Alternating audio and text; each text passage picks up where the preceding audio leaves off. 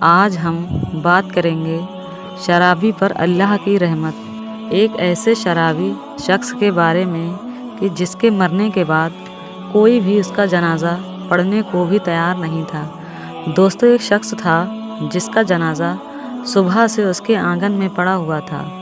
گاؤں بھر میں اس کی موت کا چرچا ہوا، لیکن کوئی بھی اس کے آخری دیدار کے لیے نہیں آیا، اور نہ ہی گاؤں کی کسی عورت نے اس کی بیوی سے آ کر اس کا حال معلوم کیا۔ دن مکمل گزرتا گیا اور پھر جنازہ لے کر جانے کا وقت آیا اور ایک اور انہونی ہو گئی۔ آخر یہ سب کیا ماجرا تھا؟ آئیے سبق دینے والے واقعہ کے بارے میں جانتے ہیں۔ ایک روایت ہے کہ برسوں پہلے کسی گاؤں میں ایک شخص اپنے خاندان سمیت رہا کرتا تھا۔ وہ بہت بد چلن اور برا انسان تھا، ہر وقت شراب کے نشے میں دھت رہتا تھا۔ گاؤں کا کوئی بھی شخص اس کو پسند نہیں کرتا تھا۔ وہ شخص محنت مزدوری کر کے جو کچھ بھی کماتا، اس کا زیادہ تر وہ اپنی شراب پینے کی عادت پر لگا دیتا۔ اس کے ساتھ ساتھ اس کے بیوی بچے بھی مفلسی کی زندگی گزار رہے تھے۔ وقت گزرتا جا رہا تھا اور اس آدمی کے جسم میں شراب خون کی جگہ لے رہی تھی۔ وہ اپنے خاندان کے لیے جس قدر محنت کرتا جا رہا تھا، اسی قدر اس کی صحت خراب ہوتی جا رہی تھی، جیسے کہ اس کو گاؤں والے بالکل پسند نہیں کرتے تھے۔ اسی وجہ سے اسے کوئی بھی اپنے یہاں مزدوری کا کام نہیں دیتا تھا۔ ہمیشہ ہی اسے کام کے لیے کسی دوسرے گاؤں کی طرف جانا پڑتا تھا۔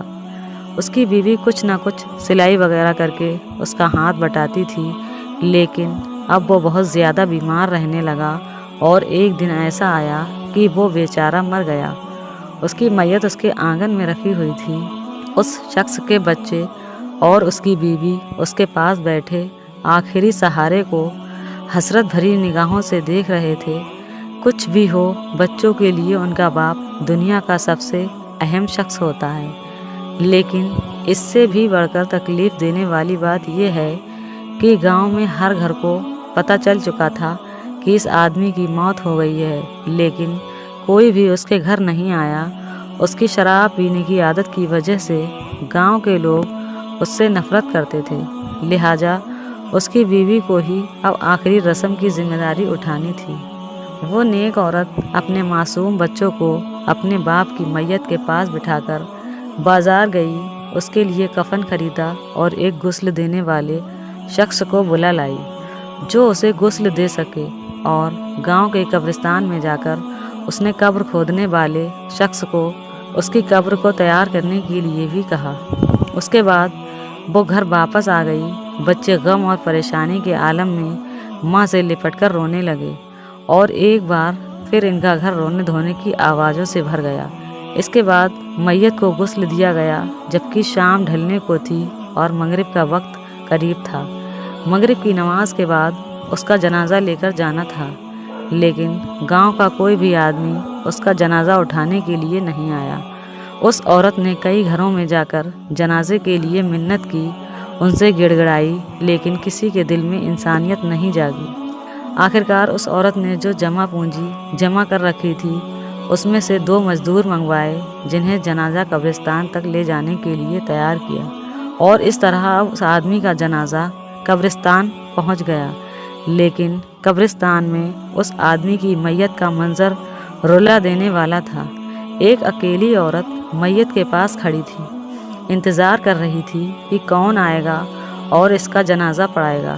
رات کا اندھیرا بڑھتا جا رہا تھا۔ قبرستان کے قریب ہی ایک پہاڑی تھی جس پر ایک بزرگ رہا کرتے تھے۔ وہ اللہ کے نیک بندے اور ولی تھے۔ گاؤں کے سبھی لوگ ان سے نصیحت لیا کرتے تھے اور انہیں اپنا پیر اور مرشد مانتے تھے۔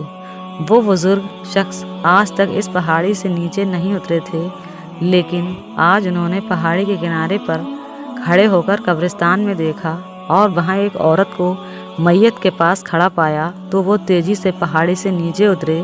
یہ ایک غیر معمولی بات تھی، کیونکہ انہوں نے آج سے پہلے کبھی ایسا نہیں کیا تھا۔ ان کے نیچے آنے کی خبر پورے گاؤں میں پھیل گئی اور دیکھتے ہی دیکھتے سارا کا سارا گاؤں قبرستان پہنچ گیا۔ انہوں نے میت کے پاس پہنچ کر اس کی بیوی سے کہا کہ بیٹا تم فکر مت کرو، اس کا جنازہ میں خود پڑھاؤں گا۔ जैसे ही उन्होंने नमाज जनाजा पढ़ने के लिए कहा तो गांव के सारे मर्द एक एक करके जनाजे की नमाज पढ़ने के लिए उनके पीछे खड़े हो गए और इस तरह उन्होंने शराबी की नमाज जनाजा पढ़ाई। दुआ के बाद पहाड़ी वाले बुजुर्ग गांव वालों से फरमाने लगे कि ऐ लोगों, मगरिब से कुछ वक्त पहले मैं अपनी इबादत गाह में बैठा था, मेरी अचानक आंख लग गई और एक अनजान आवाज़ ने मुझसे मुखातिब होकर कहा, जाओ नीचे कब्रिस्तान में एक औरत अपने शौहर के जनाजे के साथ मौजूद है, उस मैयत का जनाजा पढ़ाने वाला कोई नहीं, लिहाजा आप जाओ और उसकी नमाज जनाजा पढ़ाओ।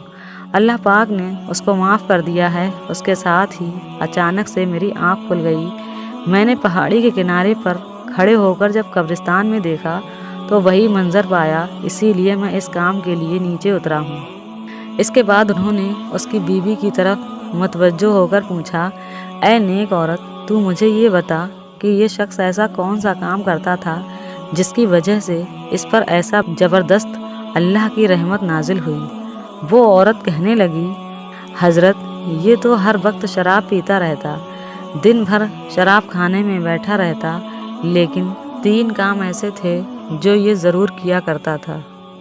इनमें पहला ये कि मेरा शौहर हर रात शराब के नशे में रहता था और उसी हालत में सो जाता, लेकिन जैसे ही सुबह उसकी आँख खुलती वो नमाज अदा किया करता था।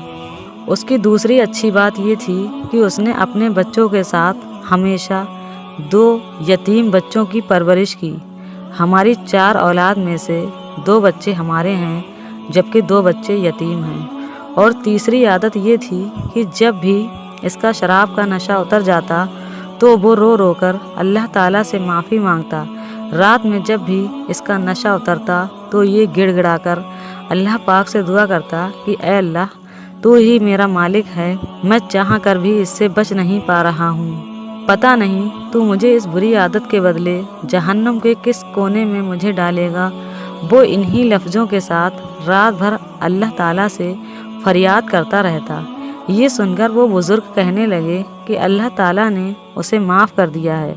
उसके बाद सब गांव वालों ने मिलकर उसे दफन किया। दोस्तों, ये थी शराबी पर अल्लाह की रहमत। इसीलिए हमें भी चाहिए कि किसी भी इंसान से हसद या नफ़रत उसकी किसी बुरी आदत की वजह से नहीं करनी चाहिए, बल्कि उसके लिए दुआ करनी चाहिए कि अल्लाह उसे उस बुरी आदत से बचाए। अल्लाह ताला से दुआ है कि हम सबको हर बुरे काम से बचने की तौफीक अता फरमाए।